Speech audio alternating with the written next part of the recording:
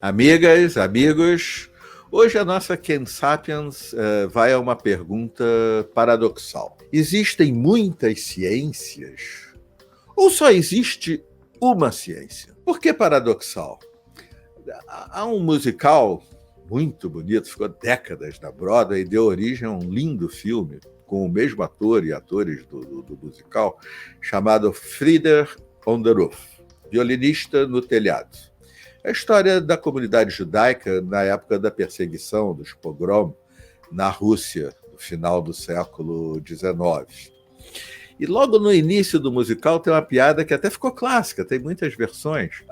Ele está distribuindo leite e estão todos os homens em volta da carroça do leiteiro, e alguém diz uma coisa e ele observa, você tem razão. Aí o outro discorda e diz exatamente o oposto. E o leiteiro então diz, você tem razão. Mas aí um, mais chato, resolve intervir e dizer, isso não é possível. Eles estão dizendo o oposto um do outro. Ou ele tem razão, ou ele tem razão. Não pode os dois terem razão. E o leiteiro diz assim, você tem toda a razão. Então, eu já antecipei um pouco a minha resposta sobre se existem muitas ciências ou uma só. Mas vamos lá, vamos embarcar.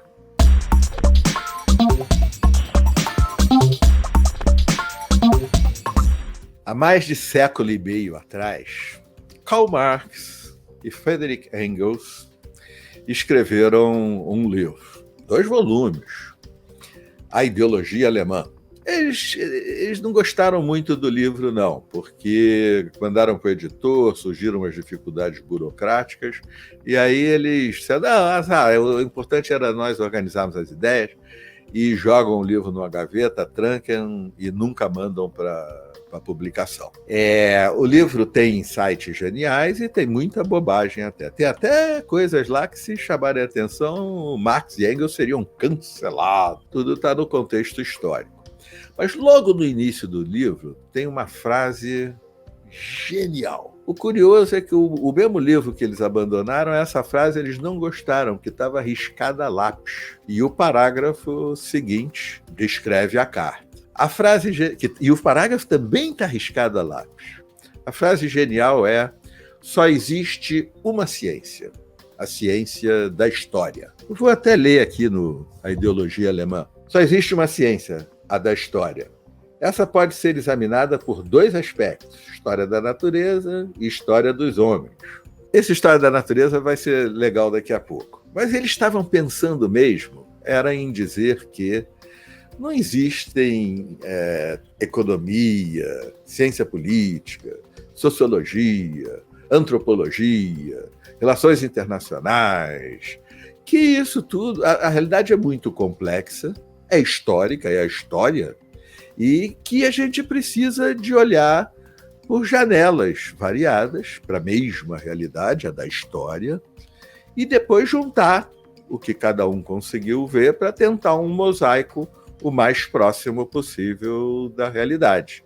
Eles estavam pensando nas chamadas ciências sociais e humanas, ou, como dizem os anglo-saxões, pessoalmente eu prefiro, as humanidades. São ciências moles. A gente chama de mole porque não dá para fazer uma projeção e aí testar. Dá para fazer várias coisas assim, mas não tanto. São humanas. Mas o fato de serem moles, não serem ciências tão robustas e com rigor metodológico das ciências duras, não torna elas nem um pouco menos importantes. Mas, enfim, o que eles queriam dizer é isso, que é tudo uma coisa só, a história dos homens. Então, essas várias divisões não cabem muito. Eles não podiam imaginar quão genial é essa frase também para as ciências biológicas, embora eles tenham chamado a atenção para a história natural. Na verdade, Marx ficou tão encantado com o livro de Darwin, A Origem das Espécies, que chegou a enviar um volume do Capital que já estava pronto, com uma dedicatória e tal. Darwin não deu muita atenção, botou o livro lá e nem respondeu. Nos anos 70, um grande biólogo, Theodor Dobzhansky, disse a mesma frase com outras palavras. Assim, nada em biologia é compreensível a não ser à luz da evolução, ou seja, da história natural, conforme Darwin nos entregou os fundamentos, suas bases. Nada em biologia. Nem a minha unha, nem um bioma como a Amazônia, nem a vida dos oceanos. Nada em biologia é compreensível a não ser à luz da história natural. E aí eles não teriam como ter a menor noção. Mas hoje, segunda década do século XXI, a física tem muitos olhares, mas até mesmo as leis imutáveis do nosso universo, a constante gravitacional, a velocidade da luz, elas são as leis imutáveis da física do nosso universo, porque o nosso universo teve a história que ele teve do Big Bang para cá. E é perfeitamente admissível que outros universos tenham surgido e, se tiverem leis consistentes entre si, sobreviveram. É o que se chama de multiverso. Outros universos, possivelmente, nunca teremos acesso, mas outros colapsariam se essas leis forem incongruentes. Há até um grande físico, Lee Smolin, que juntou as duas coisas e sugeriu que buracos negros podem dar origem a novos universos e haveria uma espécie de seleção natural entre eles, da mesma maneira que o universo daquele buraco negro transmite seus genes, seus memes e seus universo-memes, se a gente quisesse bolar uma palavra para isso. Por isso a resposta é paradoxal. Só existe uma ciência, a ciência da história. Mas o cérebro humano, e o fato da nossa diversidade de sapiens, essa grande riqueza de nós sermos diferentes, com inteligências diferentes, conhecimentos diferentes, exige muitos olhares para compreender esta realidade histórica e muito complexa. E esses olhares nós chamamos de ciências, que olham de um determinado jeito. Mas só existe uma ciência, a ciência da história. Todos esses olhares necessitam dessa compreensão. O que é que a Ken Sapiens traz na bagagem da viagem a essa pergunta? Então, cada um de nós vai refletir um pouco. Eu acho assim que antes do século XX, no século XIX, XVIII, a ideia de um intelectual se dizer assim: eu sou economista e não entendo nada de filosofia, biologia e outras coisas assim. Ou eu sou filósofo, não entendo desse negócio de economia, de física, de não sei o quê. Isso seria visto com espanto. Como assim? Como alguém pode pretender ser um intelectual que manja da vida natural, um naturalista que fosse, como tantos naquela época, fazendo expedições pelo mundo, e não entende nada de economia, de filosofia, disso, daquilo? Darwin que lutou tanto contra a escravidão, com o heroísmo, ficou espantado com a escravidão no Brasil, ele acharia isso sem nenhum sentido. David Hume, Adam Smith, próprio Karl Marx, Engels escreveu um livro, aliás, horrível, Dialética da Natureza, para explicar a realidade da natureza, mas era uma obrigação você olhar tudo. No século XX, isso mudou. O conhecimento foi ficando amplo demais e as pessoas, os pesquisadores, os cientistas foram se especializando, que era uma natureza. Mas ao se especializarem, abandonaram o estudo, a leitura, o interesse incorporado ao seu objeto de estudo e de investigação dos outros saberes, da própria ciência e saberes dos povos tradicionais, saberes da cultura contemporânea. Perdemos muito com isso. No final do século XX, início do século XXI, final décadas, 2, 3 décadas, essas coisas já começaram a mudar.